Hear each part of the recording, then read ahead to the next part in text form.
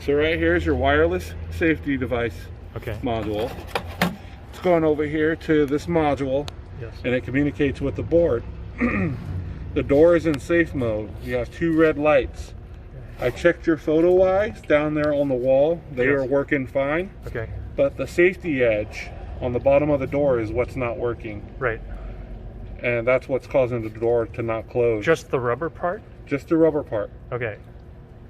Okay. Okay. Work.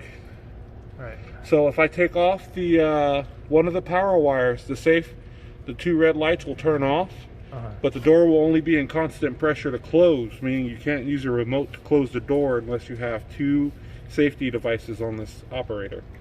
Okay. Okay. That's it, huh?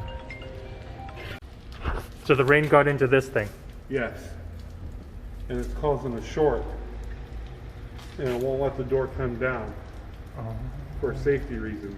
Okay. So, Is there any way to drain the water out of there? no. So what happens is it's in a little fine little silhouette like this with 2 aluminum strips, Yeah.